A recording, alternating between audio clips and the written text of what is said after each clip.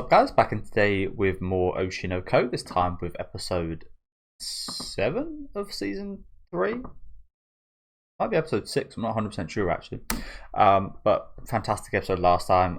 Quite devastating the way it ended, to be honest. After Ruby kind of not going the I'm not really sure what route you call it. The being taken advantage of route. It will still appear that way to the media, it seems. Someone bring up an interesting point in my comment section about the possibility that her friend actually kind of set this up, and she did seem awfully happy to kind of sort out this this kind of date and such between these two, didn't she? So, what motive does she have though? Maybe just to take another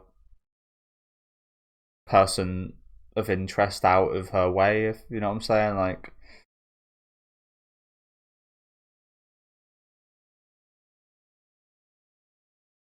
take another person that would be competing for like a role in the future with her out now. But surely that's just like pointless, because there's always going to be someone you're kind of contesting with. I don't know. Maybe that's just a big compliment to Kana. She's that good. She needs to be taken out.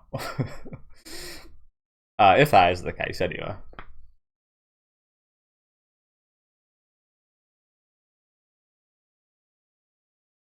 I'm thinking like that's quite likely. It's also maybe just likely that there's always like a reporter outside this guy's apartment anyway, because maybe he does this quite often. So there's always someone like waiting outside just to see what girls come in and out.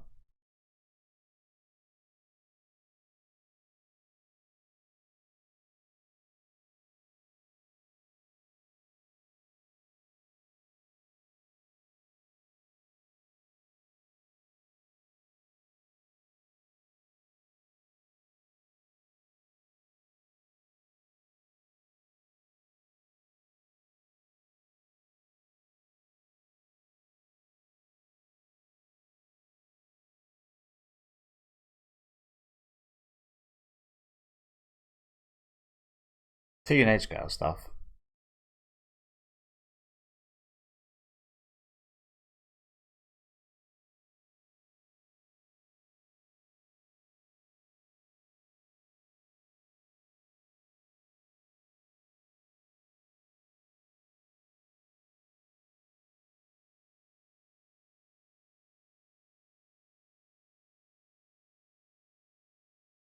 A bite.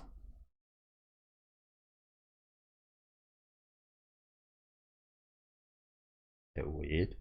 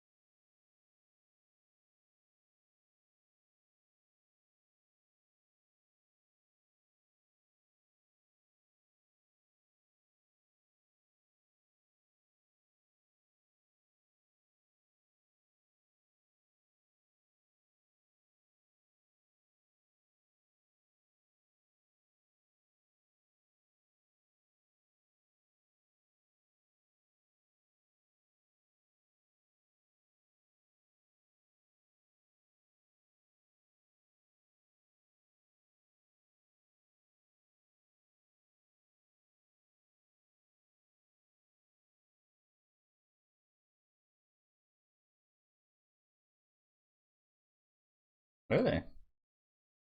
The men as well.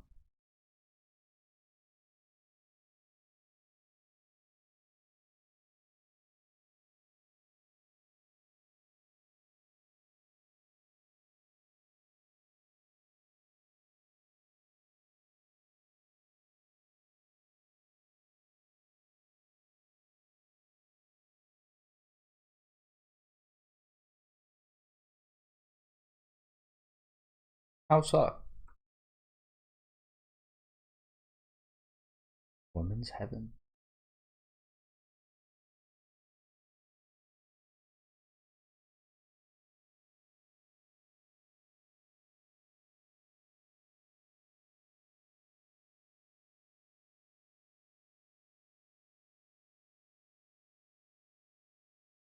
mean, yeah, you do see this, don't you? That motherfucker. I don't really watch streamers or anything, but that motherfucker, that huge guy with like the big mustache and wears the glasses. He got outed for.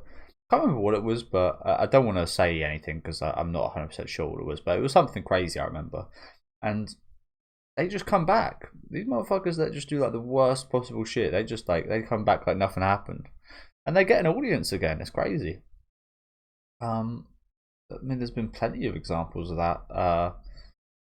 Again, that's like the first one that comes to my mind. But you know what she's right is like cancel culture used to be you actually got like fully cancelled and like yeah things were like done. Now it's like give it a few years or months or whatever, make an apology video or something, and then you can just kind of come back with less viewership, of course, a lot more haters probably as well, but essentially just like got away like scot free. So yeah, I mean I've mentioned this over the past few episodes, and something I've always thought was quite interesting. This, as Ruby said, like the hiding of a relationship. As you do see, I mean, obviously we had a bit of experience in this show itself, but like in real life, you get found like you have a. Imagine if you were like an OnlyFans creator or something. If it gets found out you have like a boyfriend, which you imagine many of them probably do, their fans or the people that pay them for their content would probably stop doing that, wouldn't they? They a lot of those people like donate money and such out of a place if they think they've probably got a chance in doing so or something along those lines. Some kind of weird relationship in that kind of jest. And yeah, this is an interesting topic. I'm glad we're looking into this.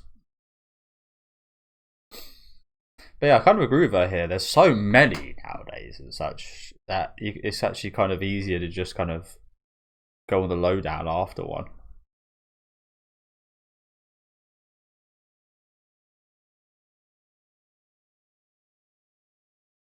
Ignore the haters.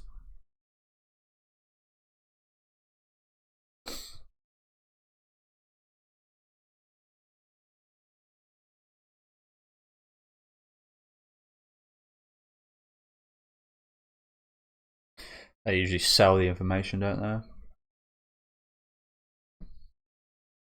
Or sometimes they just do it out of spite for their co-workers and stuff.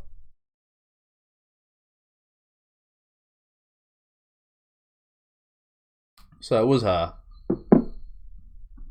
Why though? Why though? What is the motive?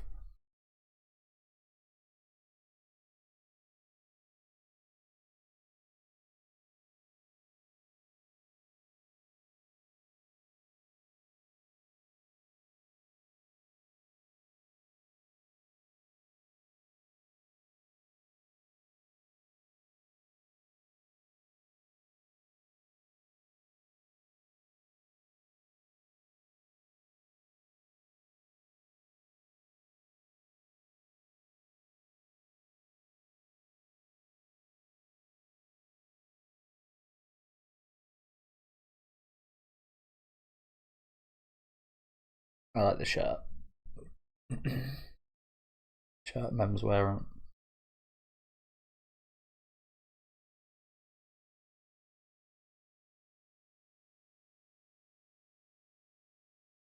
What does that say? About some scalp. I bet your scalp smells good. Who the hell says that? I've been told your scalp smells good. I'll pay 100,000 yen for your dandruff. What the fuck? What is this about? Oh, this is a Q&A question, of course. Weirdo. The fuck? Could just be a normal person and say, I bet your hair smells nice. But instantly proceeded by, please build up your dandruff and give me a box of it. That's fucking gross.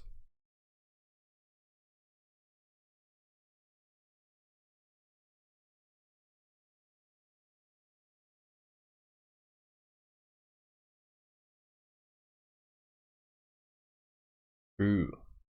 It's looking that way, honestly. The vibes are horrid. They have been all season.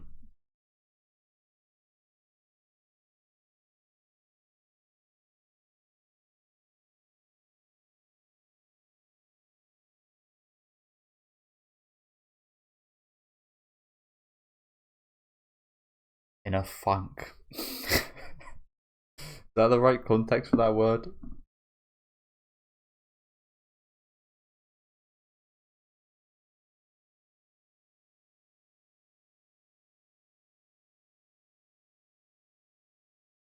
When I think of funk, I think of like the Funk Doc, upbeat, like yeah, I don't really know how to describe it. Funk is like funky, like yeah.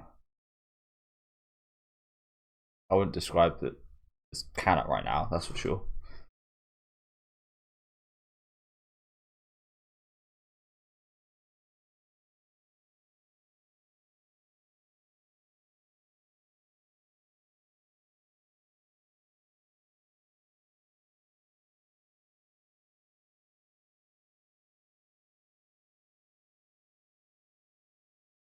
My slippers as well.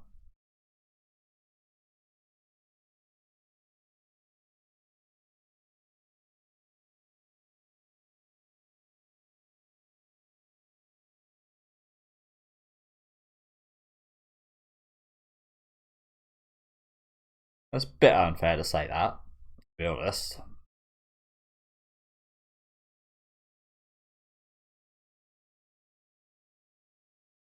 Give her a seed of something, bro. Yeah, I wouldn't like. I don't know. That seems a bit like putting all on Aqua. You made our own decision. Be an idol.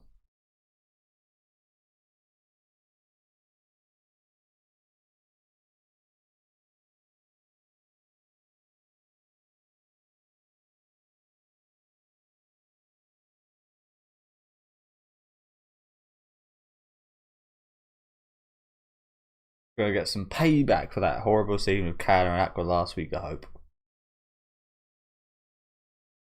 that was horrid.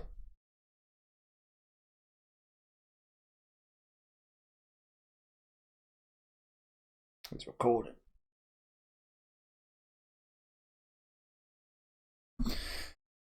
Questions regarding Kana Arima-san. Dear Saito-sama of Strawberry Productions. Sama, my apologies for contacting you out of the blue. I'm Itana, part of the editorial team for Hodensha's True Showbiz Weekly. So already you're like dreading the worst here, aren't you? This is, again, it reminds me of Nana. That you never want to hear from the paparazzi, especially like directly, because you know they've probably got something on you if you're hearing from them like this, and they're probably. I'm gonna assume the rest of this is letting us know. In 1 to 2 days time, we're going to be airing a story about one of your. They're probably just letting us know that they're going to be airing a story about Kana. Not sure why they do this, but yeah, sometimes they give you like a heads up. Literally the next sentence. We plan to publish a story on your talent, Kana Arima-san, in our next issue. We're sure you would like to review the content and or contest certain points. So it might be best for both parties if we could conduct an official interview. Okay, so that's why they're emailing. Like as I said, I don't know why they do that, because you know, no matter what happens, they're going to be airing it anyway. Because that's the type of sky. I'm mixing up the words there. Sly scumbag bastards. That's what I meant to say. That they are. They're just going to do it anyway. So.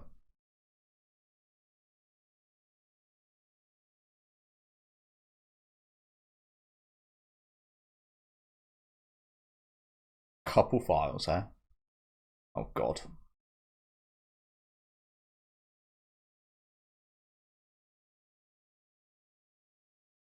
See, that's the thing with this as well, isn't it? Everybody's like, "Oh yeah, I know what's going on here. That picture says everything," but it doesn't. But everybody that sees that will think it does. Like, even me, if I was to see that, I'd be like, "Yeah, you know what? Yeah." However, you know that didn't actually happen. Beat him up, Kana. I'm a bit of a fan of seeing like celebrities beat up reporters. Honestly, I love that one of I think it's Bjork. I think that's in somewhere in Asia. And apparently the reporter like followed her for ages, and then eventually she was just like walking with a baby, and she just snapped, just started like pulling her hair and attacking her. I thought that was awesome.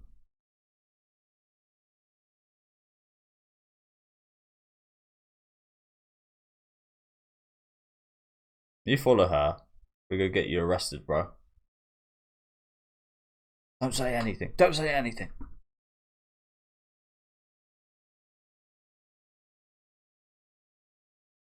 Honestly, probably the best thing she could have done, actually. Not say a word.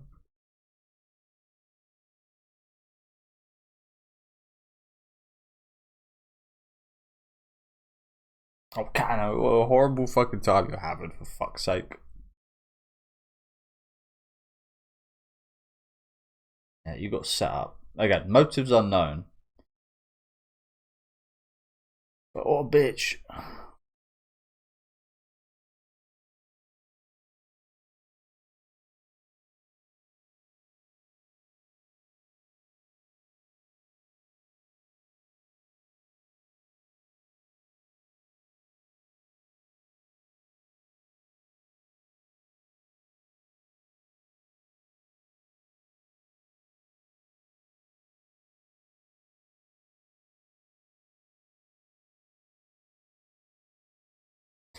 Makuroda.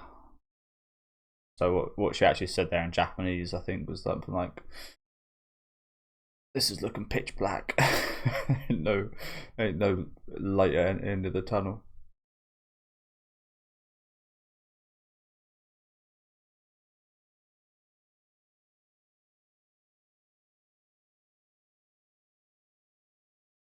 Okay, what a rough season she's having. Also, yeah, just leaving everything: hat, phone, purse. That's Aqua right there, corner, isn't it? Fuck's sake. Oh no, it's not. Okay. I'm gonna say adult insult to injury if Aqua fucking calls her now. You're just taking a piss.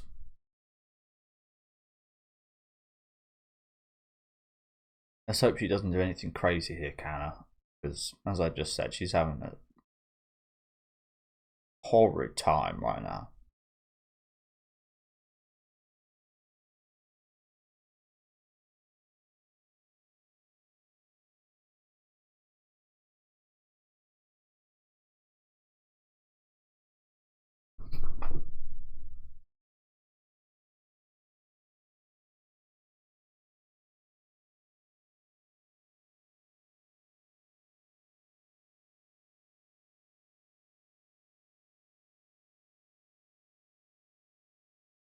Go on, man.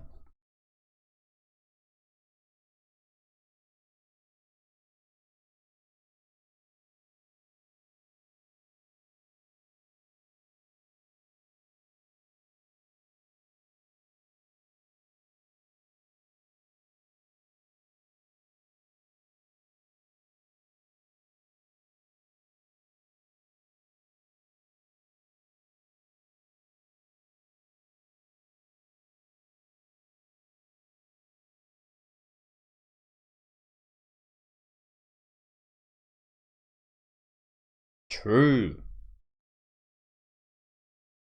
Absolutely true.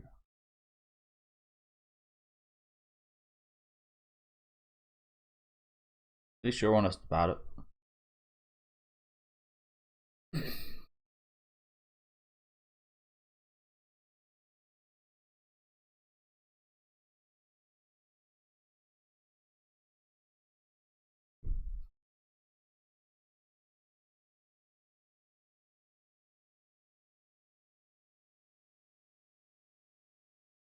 I love this tea.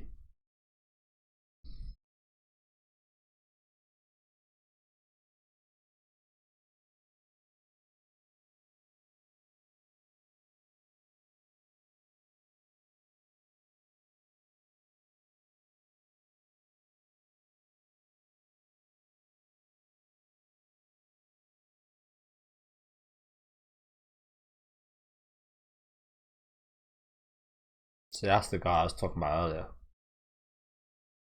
That like pay for the content and stuff. I spent hundreds of thousands on you.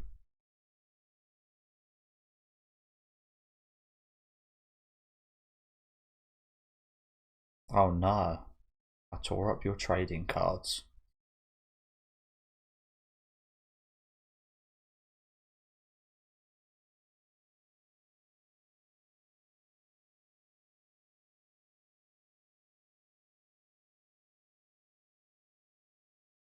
This girl lost to horny. Why is this guy? Why? Like the question is, why does this like? Oh God, what's happened to my laptop? You probably didn't see that. It doesn't usually show that. Why? Like the big, like one of the big questions with this is, why does it affect you as a fan? I mean, I've never been cheated on or anything. I've had like a bit of a jealousy, um, like once, which ended up probably being the cause of one of the end of my relationships. But that was a relationship with an actual person. I imagine for these like fans, it kind of feels like that, but they don't have any right for it to feel like that. It very much is like a one-sided. Like I get that you're a fan, you spend your time, money, thoughts on an artist, an idol, and such. So you have the same investment as if it was a relationship, but there is just no give and take. There is no what the artist or slash the idol gives you is what they're giving everybody and what they're putting out there, but they're not specifically kind of like giving that to you. So there is like a relationship between the artist and the fan, but in no way does it constitute reactions like this, especially to just like having a boyfriend being a normal teenage girl. That's why I've never really understood like fan culture and stan culture, which is like a massive thing you see online, especially of like these stan accounts like attacking each other and stuff, defending their pride and so on. It's like, yeah, like it's crazy work, really, isn't it? I struggle to think what the actual word for it is, but it's incredibly depressing, both for like the artist slash idol in a situation like this, but I'd say even more so for the fan that they have such a like parasocial type of relationship with someone that they know little to nothing about, evidently, otherwise they wouldn't be acting like this. Um, that they would be so affected by just this. It's yeah, like I said, it's one of the reasons I don't really like partake in that kind of like culture or anything. Like, I don't like look up to like famous people because at the end of the day, a lot of famous people are the worst type of people. But it's also like, even if they're not, they're just normal people. Who are they to be looked up to? If you know what I'm saying, like they are essentially everyday people that are just, yeah. And as I said, actually in lots of cases, sometimes the worst of us. So yeah, I mean, this totally makes sense here, doesn't it? But it's just like, it's really interesting to think about the surrounding kind of aspects of this, the psychology of the fans, the idol.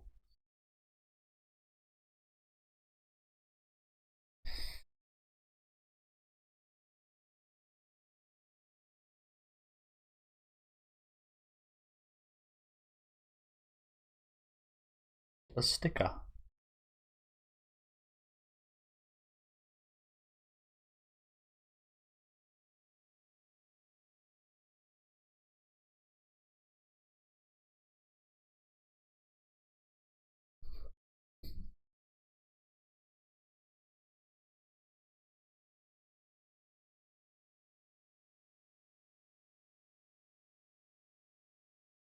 It was like ages ago, man. But a great thing about this series is it does give us seasons pretty swiftly, doesn't it? And they're all high quality, very high quality productions.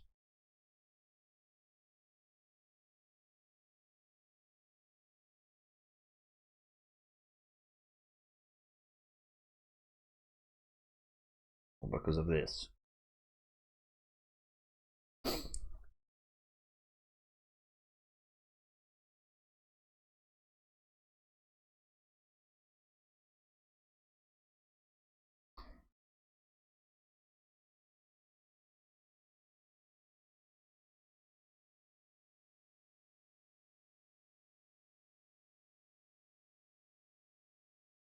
I've kind of thought very similar things with my YouTube, to be honest with you. Very different from what you'd usually expect someone successful in this area would be like. Very upbeat, shouting, hype, and like stuff like that. So I can relate to her.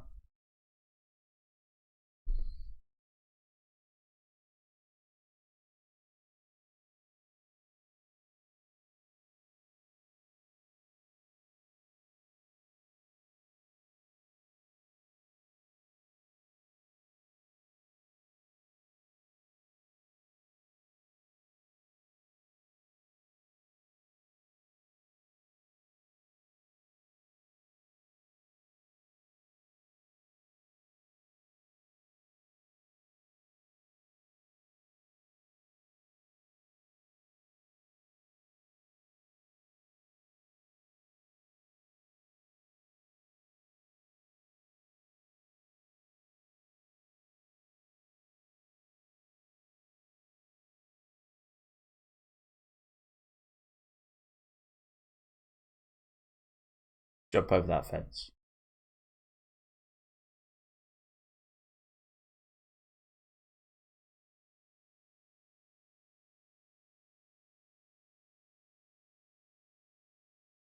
No, that's incredibly normal.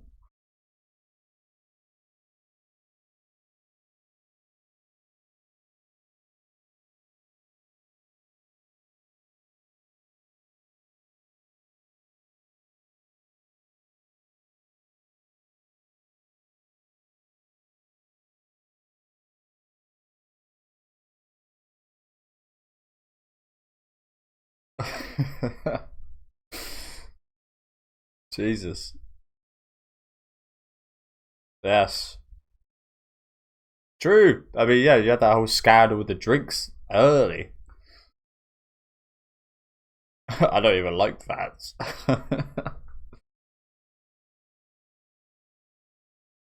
Go on, Kana.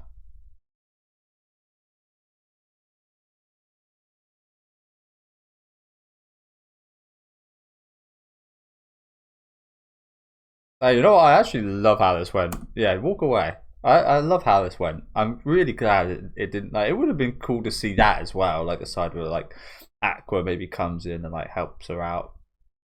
But I think this went even better actually.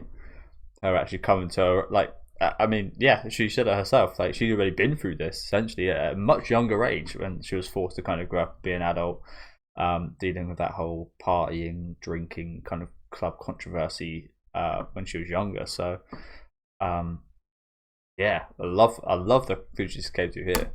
But yeah, good on you, Kana. A strong person to do this.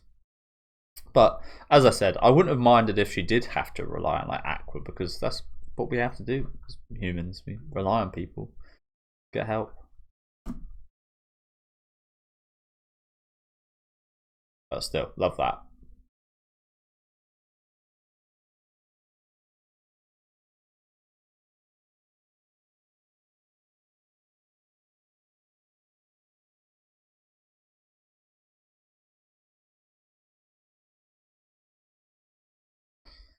The rest.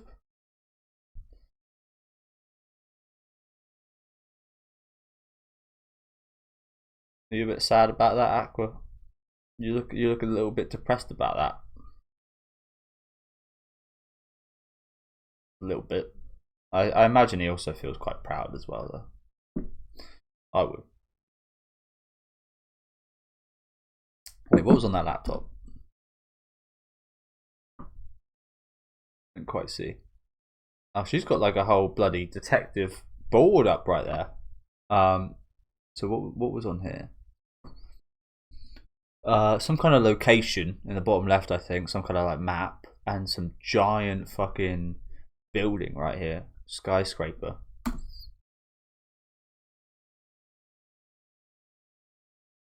Yeah, bunch of locations. She's doing her work. Oh, Detective Ricardo, bloody hell. Like I said, she's got the classic. Like the only thing missing here is like the pins, where the locations are like pinned to like the events and stuff.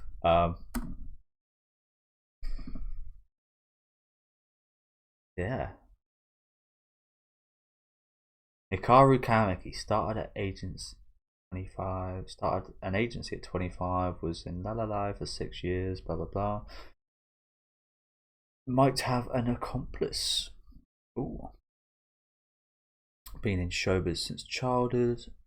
Thinks the target is revenge is dead. Must not be allowed to come into contact.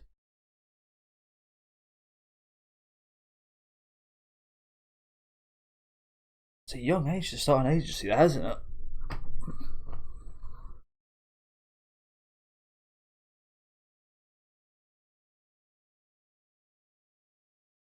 So 9 years of unknown.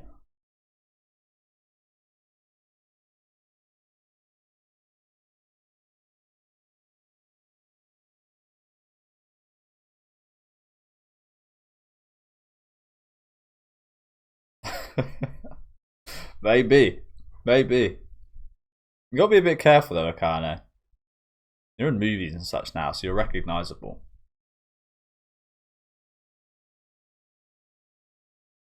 Yeah, what was that? Is he onto her? But yeah, she's got to be a bit careful. I mean, not exactly the most inconspicuous getup that she's wearing right there. Also, it's the case that if she's confronted with a dangerous situation, what can she do? You know what I'm saying? Is she able to defend herself? I feel like the answer is no. Let's be proven wrong, but I mean, not too much information given here. It says there's some kanji in the bottom left, but I don't know what it says. So that's Kawaki there, right? Oh, Kamaki Village from yeah. um, I assume that's his kind of person, but maybe he's tracking. I don't know how he would track her.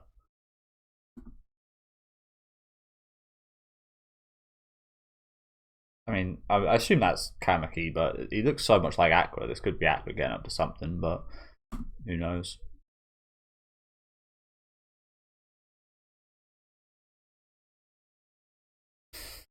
Okay, Private Eye Akane.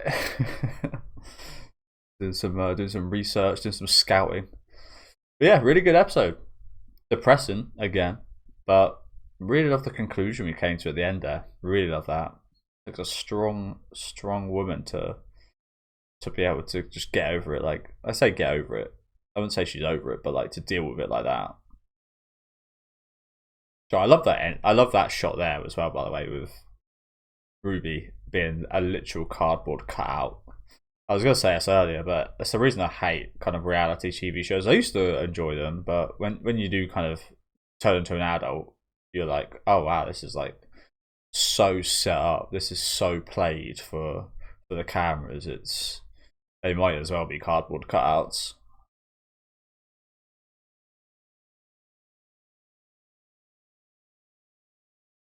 But yeah, great episode. Good to see my girl Kara doing yeah, doing alright by the end of the episode. Still a little bit, I wouldn't say fragile, but I guess ruthless industry.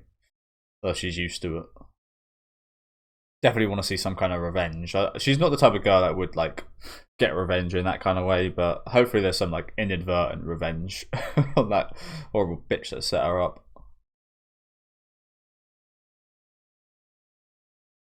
But yeah, great episode. Again, I'm really glad they subverted my expectations. I was expecting like, oh, Aqua's gonna come in, it's gonna have like a bit of a romantic scene, maybe, kind of get over things a little bit, kind of soften her. But I love the fact that they just like, she just kind of came to her own conclusions about herself. And yeah, great stuff. A little bit of relatable stuff here. Stuff I'm again especially interested in with these relationships of like celebrities and stuff. It's just like a really interesting aspect to this kind of fan culture, isn't it? And like, another point of that, like, can you even call yourself a fan if you were to have this reaction to something like this? You were not a fan. You were just someone desperate for any tiny opportunity to get close to this person or something. Like I wouldn't. Oh, yeah, you wouldn't call that like a fan or anything, would you? But yeah, like I said, great episode. Pretty much mainly focused on Kana and dealing with this whole situation. But I did like this talk from Ruby at the start of the episode. Like I said, incredibly interesting stuff there, and very accurate, especially again nowadays. With the whole council culture and such, that councils people and then they just kind of return once the kind of smoke settled down. Just like, yeah, it's quite frustrating, honestly. But yeah, let me know what you guys thought of this episode in the comment section. Loads of interesting topics to discuss today. Leave a like on the video if you guys did enjoy it, and subscribe to the channel if you want to keep up to date. And I'll catch you guys next week with episode 8, I believe. Might be 7, I don't know, I'm kind of lost with the episodes at this point.